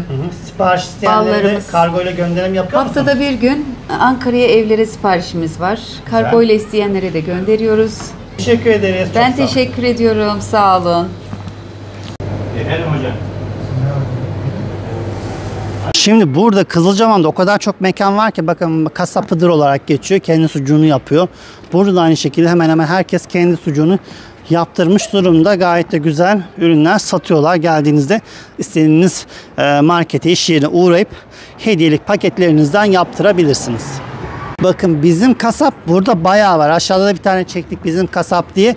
Hemen yazmışlar. Başka şubemiz yoktur. 1951'den bu yana hizmet veriyoruz şeklinde. Biz de geldiğimizde buraya da bakabilirsiniz. Şöyle yakından bir bakalım. Arkadaşlar bakın ürüne de buraya harika şekilde dizmişler raflara. Gayet güzel. Ali Vural tarafından da işletilmekteymiş. Bakın bu işletme. Kendisi de burada. Fotoğrafı da asmışlar. İşletmenin ürünlerini geldiğinizde inceleyebilirsiniz. Burası aynı zamanda şu menü kısmı çok güzel olmuş, isim kısmı. Beğendim yani genellikle bunu restoranlar falan Ankara'da daha çok görürsünüz. Kasapta görünce daha böyle güzel, otantik olmuş. Hanımefendinin oğlu da Doğanay YouTube'da videoları varmış. Kendisi zaten bu konseptin mimarıymış. Şöyle çevirelim. Arka tarafta da TRT'de belgesel yapılmış. İzleyebilirsiniz. Kendisine teşekkür ederiz. Başarılar dileriz. Şimdi Kızılcahamam'da şöyle bir durum var arkadaşlar. 2019 yılında arkamda görmüş olduğunuz Kasaplar Hali varmış. Orası yangında kül olmuş. Ondan sonrasında TOKİ tarafından tekrardan yapılmış 2021-22 yılında mı ne? Tekrardan işletmeler açılmış. Burada birçok işletme var. Burası özellikle kasapların olduğu bir kısım. Yani ben hayatımda kasapların bu kadar bir arada olduğunu ilk defa görüyorum. Şaşırdım. Güzel de konsept yapmış Kızılcahamam Belediyesi'ni. Tebrik etmek lazım. Hemen yukarıdaki bazlamacılara doğru videomuzu devam ettiriyoruz. Arkadaşlar bakın şöyle göstereyim. Hanımefendi bazlamacı, bakın bir tarafı da kasap. Kocaman branda astırmış afiş. İşte reklam dediğim böyle olur arkadaşlar. Geldiğinizde buralara bakabilirsiniz. Bakın bir tane daha var. Bazlamada tek diye yazmış. Bazı mek diye geçiyor. Bir de oraya uğrayalım bakalım. Olmaz demeyin. Bazlama, her yer bazlama ama bu bazlamacının önünde kuyruk var. Hayatımda ilk defa bir bazlamacının önünde. Üstelik de Kızılcahamam gibi bazlamanın ana vatanı olan yerde, coğrafi işaret almış yerde kuyruk var. Herkes bazlama almak için sıraya girmiş. Doğru mu efendim? Evet. Nereden geliyorsunuz? Biz buralıyız, Ankaralıyız. Hep buradan mı alıyorsunuz? Evet. Tavsiye ediyor musunuz? Güzel. Ana vatanı. Evet. Kızılcahamam bazlaması. Neden buradan alıyorsunuz, başka yer değil de? Ya buraya alıştığımızdan herhalde, güzel olduğu için. Güzel olduğu için, güzel beğendiğiniz için. Tabii ki. Peki, teşekkür ederiz. Afiyet olsun. Şimdi mutfağı da çekiyoruz. Bakın böyle arka planda. Müşteriler de burada kuyrukta bazlamalar sıcak sıcak pişiyor. Ablalarımız da çeviriyorlar. Böyle saçta bazlama bu şekilde yapılıyor arkadaşlar. Kolay gelsin. Bakın Gülsüm Ana bazlama olarak geçiyor. Aşağı ile aynı yermiş sanırım. Ortak mı tam bilmiyorum, anlamadım ama aynı işletme falan bir şeyler dediler. Bakın burada da kuyruk var, görmüş olduğunuz gibi. Vatandaşlar gelmişler burada. Burada da bayağı hummalı çalışmalar devam ediyor. Merhabalar. Nasılsınız? İyiyiz, teşekkürler. Nereden geliyorsunuz? Ankara'dan. Ankara merkezden. Ben de. Ne tesadüf Neresinden? oldu? Çukurambar abi. Oo, gezmeye mi geldiniz? Aynen abi, hamama geldik. Peki o zaman takip edersiniz bize. Teşekkürler. İnşallah abi. İsa Rotur olarak geçin. Arkadaşlar bakın Belpınarı yöresel ürünleri görüyorsunuz. Şu an tam kameranın olduğu yer, oradan bu tarafa doğru geldiğiniz aşağıda Kızılcahamam Belediyesi'nin kapalı pazar yeri alanı var. Hemen bir arka caddesinde ise bakın bu şekilde yöresel ürünler satanlar var. Burası biraz da sapata kaldığı için ön caddeler daha hareketliyken burası daha sakin kalıyor. Buralarda geldiğinizde uğrayabilirsiniz. Bakın burada her yer bazlamacı yöresel ürünler satıyorlar. Evet, durum bu şekilde. Uygun kafe olarak düşünüyorsanız bakın Belpınarı sucuklarının satış mağazası burası. Hemen yan tarafında ise Çam Kafe var. Belediye tarafından işletiliyor. Burada da çaylarınızı, kahvelerinizi içebilirsiniz. Hatta biz dün öğlen yemeğinde bazlamalı, sucuklu tost yemiştik. Çayla birlikte içmiştik. Güzeldi bir deneyim oldu. Evet, buraya geldiğinizde bazlamalı tostun tadına bakmadan ayrılmayın. Evet, Kızılcahamam'dan aktaracaklarımız şimdilik bu kadar. Dikkatimi çeken detayları sizlerle paylaşmaya çalıştım. Gerçekten güzel. Turizmin tadına Kızılcahamamlılar varmışlar. Özetle bunu söyleyebilirim. Herkes turistik ürünler satıyor, bazlama satıyor, gazoz satıyor ve birçok ürünler de üretip satıyorlar. Yani turizm ayaklarına kadar gelmişken bu jeotermal enerjinin enerjisiyle birlikte artık turizm hareketlenecek gibi görünüyor. Evet, videoyu beğenip paylaşıp kaydetmeyi unutmayın. YouTube katıl butonuyla da bize katılarak destek olabilirsiniz diyoruz. Başkent Ankara'dan değil, Kızılcahamam'dan, termal diyarından selamlar. Yeni videolarda görüşmek dileğiyle, sağlıcakla kalın.